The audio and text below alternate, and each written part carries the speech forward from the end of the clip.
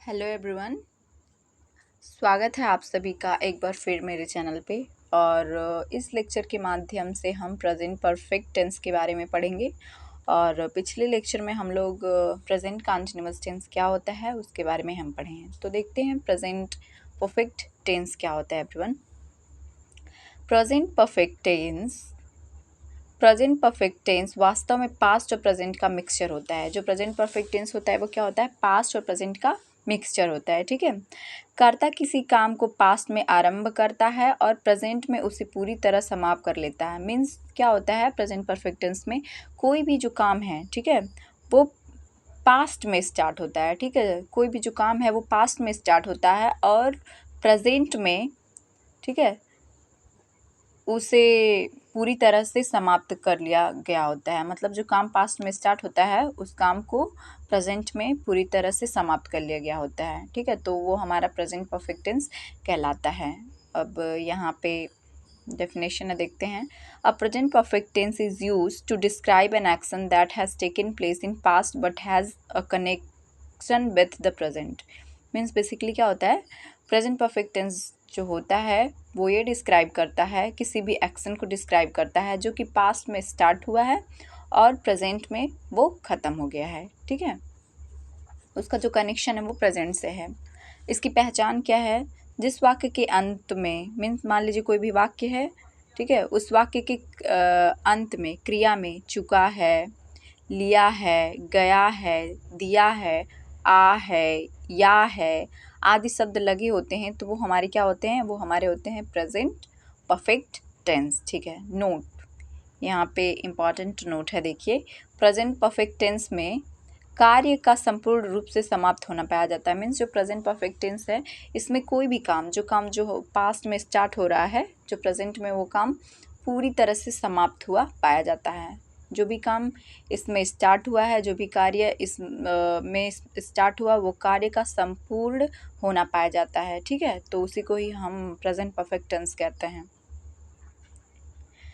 देखते हैं अगर हम अफर्मेटिव सेंटेंस बनाते हैं तो इसके क्या रूल्स हैं। ठीक है, जैसे ही, शी, इट और नेम, कोई भी सिंगुलर नाउन है तो उसके साथ हम हैज का प्रयोग करेंगे। ठीक है, आई, वी, यू, दे, ठीक है, ये हमारे प्लूरल नाउन है तो इनके साथ हम हैव का यूज करेंगे। और क्रिया में, जो क्रिया में होता है ना, वो मतलब जो वर्ब होता है उसमें हम थर्ड फॉर्म का प्रयोग करेंगे। ठीक है, अर्थात पास्ट पार्टिसिपल फॉर्म का प्रयोग करेंगे। जो थर्ड फॉर्म होता है उसी को ही हम पास्ट पार्टिसिपल फॉर्म भी कहते हैं। तो यहाँ पे कुछ एग्जाम्पल दिया है, देखते हैं। जैसे the train has arrived on the platform. Train क्या है हमारा, सिंगुलर नाउन है तो इसके साथ क्या आया है, हैज। ठीक, the train has arrived on the platform, गाड़ी प्लेटफॉर्म पर आ गई है। दूसरा एग्जाम्पल है the boys have solved the sum. The boys have solved the sum, boys क्या है हमारा, प्लूरल है, प्लूरल के साथ क्या आएगा हमारा, हैव आएगा। लड़कों ने प्रश्न हल कर लिया है। आई होप इतना समझ में आया होगा। अब देखते हैं अगर हम निगेटिव सेंटेंस बनाते हैं इसका तो इसके क्या रूल्स हैं।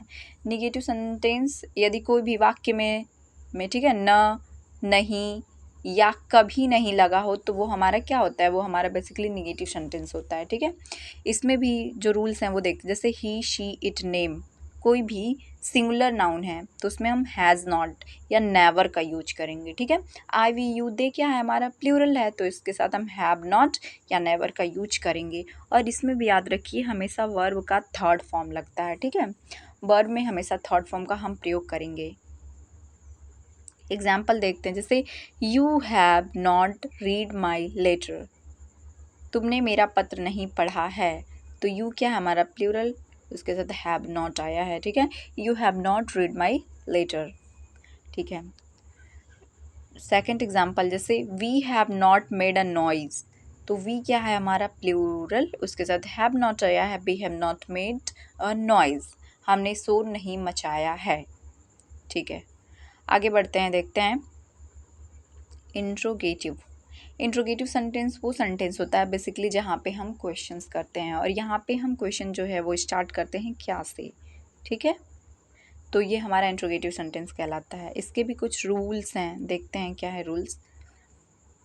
ठीक, पहला है कि अगर ही शी इट नेम है कोई भी, ठीक है, सिंगुलर नाउन है तो सब्जेक्ट जो हैज है वो सब्जेक्ट के पहले आ जाएगा, ठीक है। अगर हमारा कोई भी सिंगुलर नाउन है, ही सी इट या कोई भी नाम जैसे राम श्याम गीता सीता रीता एट्सेट्रा, तो सबसे पहले जो हैज है ना हमारा, ठीक है, सब्जेक्ट के पहले आ जाएगा। हैज कहाँ आएगा, हमारे सब्जेक्ट के पहले आ जाएगा। और जैसे आई वी यू दे जो प्लूरल है उसके साथ हम हैव यूज करेंगे, ठीक है, सब्जेक्ट के पहले।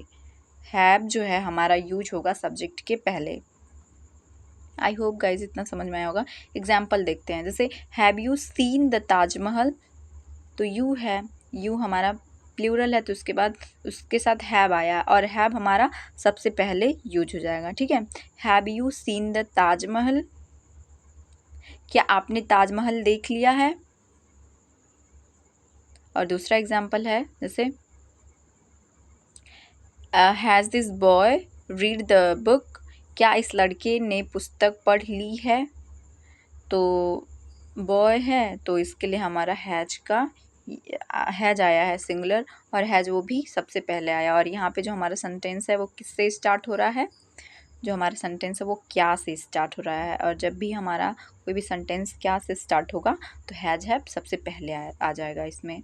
सो ये था all about present perfect tense. I hope आप लोगों को समझ में आया होगा। और यदि कोई भी प्रश्न है आप लोगों के मन में तो आप लोग कमेंट कर सकते हैं। I will try to answer of your question. So please everyone do like share and subscribe my channel. Thank you, मिलते हैं नेक्स्ट लेक्चर में।